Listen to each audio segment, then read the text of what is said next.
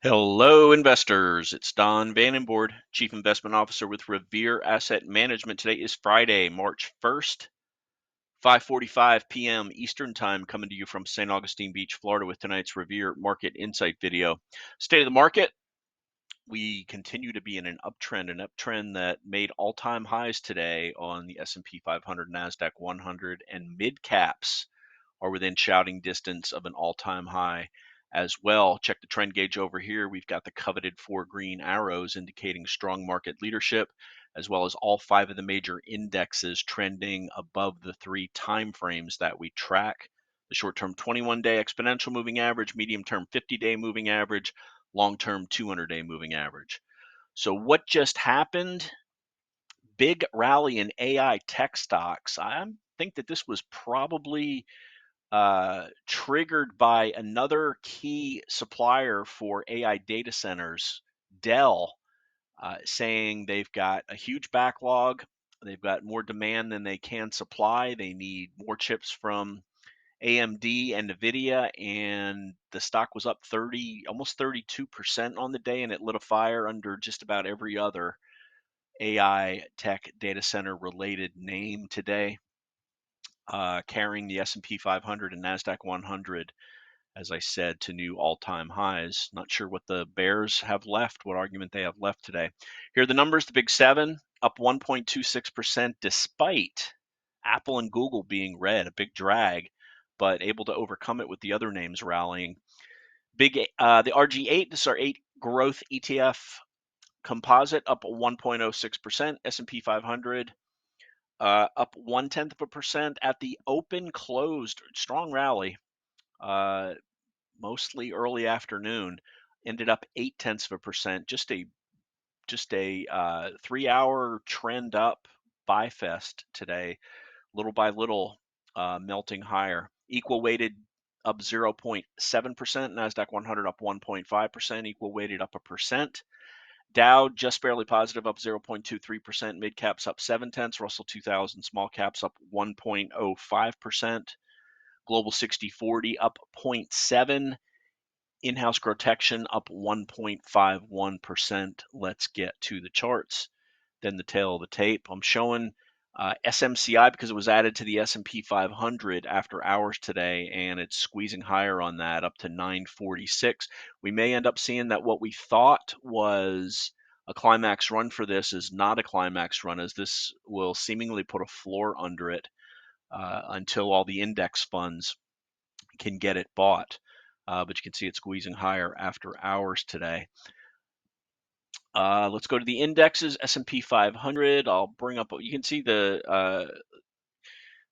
Let's go to a 30-minute here, and you can see how we broke above the downtrend line while we were patiently waiting for the PCE. It was a good number. We tried to shake out to the bottom of that, and then just a nice rally higher over the last day and a half since that last shakeout held the 50-60 level. Virtually identical pattern for the NASDAQ 100. The break, the sideways, the test, the trend up. Here's a daily chart of that. You can see very clearly breaking out of this 7-session consolidation there. Dow Jones Industrial Average struggling to get to all-time highs, and you see the relative strength on that. Again, not a surprise. It's not tech heavy when tech leads the Dow. Plus, it has some weak, highly priced stocks in there that are not doing it any favors. Mid caps, I'll show the MDY first, then I'll show the S&P 400 mid cap index and a monthly chart of it. And you can see not quite all-time highs here.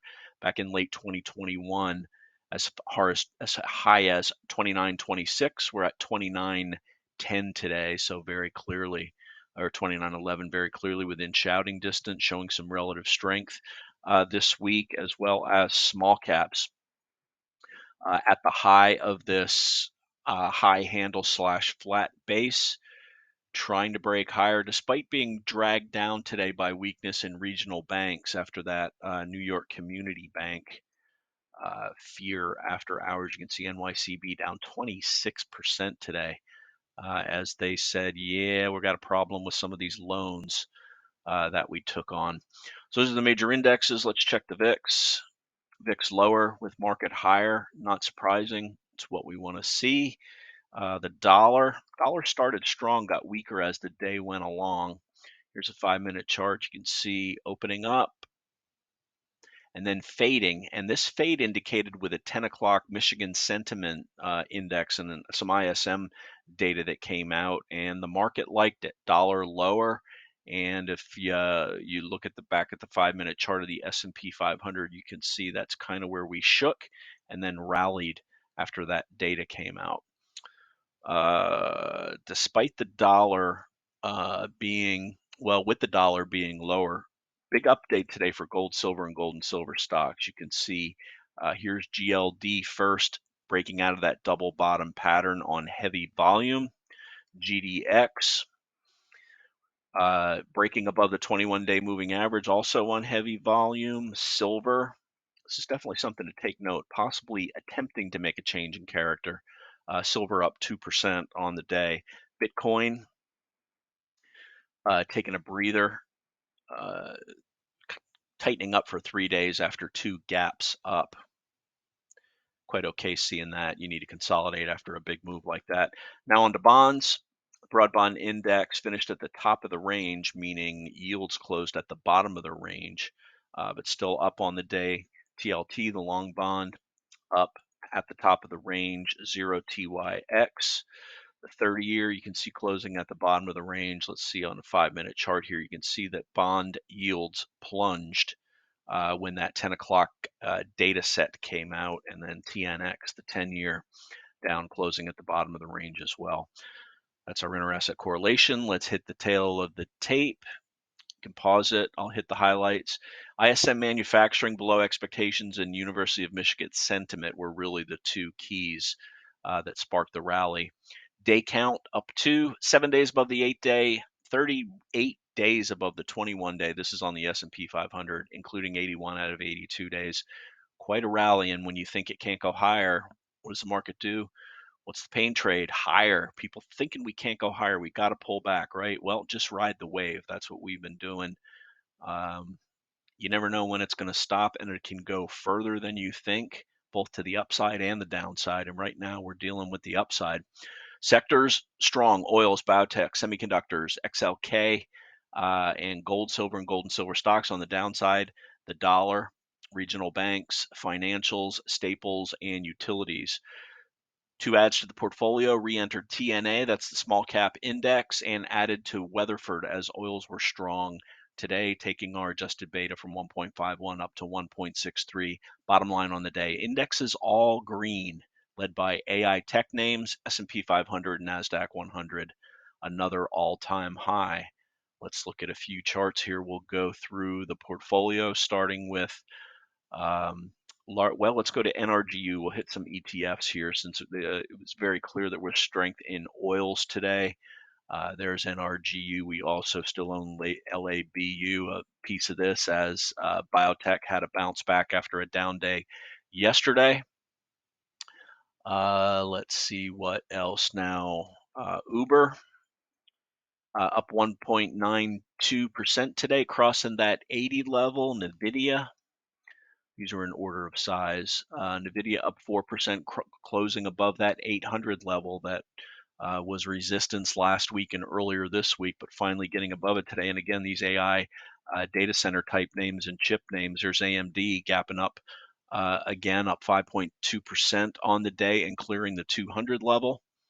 CrowdStrike weak as Zscaler, a big competitor, had a poor earnings report. I'll show that chart very quickly. Down 9%, but off of its lows, and CrowdStrike undercut but held the 21-day moving average intraday. So some buyers did come in. Ralph Lauren, mild pullback today on below average volume. We added to Weatherford, making it a half position. You can see that nice move above the base breakout, pullback on lighter volume. Volume came in today, taking it up 6%. Palantir weak today and down 3% after hours because it was supposedly going to be added to the S&P 500, but instead They went with SMCI. Palantir Lilly, good day today, up 3.8%. Nutanix, another follow through on strength from its earnings report, closed mid-range, but up 2%. And the smallest position that we have, Square, going to give it a little while next week to get engaged, as it looks like it shook everybody out. We'll give it a shot, and that's the portfolio. A couple other names that stood out. COHR, this is another data center name. Big move up today, up 6.7%. Dell, let's show the chart. There it is, closed mid-range. What a move. We looked at this, considered it, didn't pull the trigger. Still might, because the volume was massive, 1,376%. Hoping for a pullback to the 120-ish level to establish a position in there. Celsius, after a big up day yesterday with a mild pullback today on heavy volume, but normal to kind of give it back. This is a heavily shorted name, so it will be volatile. Let's see, what else do we want to point out? VRT, another data center name, making new highs, up 4.4%. That's going to wrap it. Reminder, our flagship portfolio is named GROTECTION. Serves a dual purpose: grow assets during uptrends, protect them during downtrends. This is the 2022 bear market. Here was a harsh pullback late last year before we engaged with the November 1st rally. Here's COVID back here. We just avoid these bear markets because we use technical indicators to get us out of the way.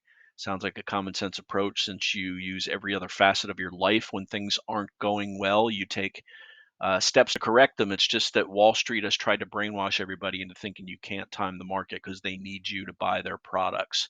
We don't do that at Revere. We invest in individual names and ETFs when the market is favorable and protect the downside when it's not. If you're interested in this approach, you can email me, don@revereasset.com, or my partner, Dan Stewart, dan@revereasset.com. The phone's 855-REAL-WEALTH. That's 855-732-5932. And with that reminder, it's not how much you make in the market, it's how much of that you can keep. And that'll end the video for the week ending March 1st.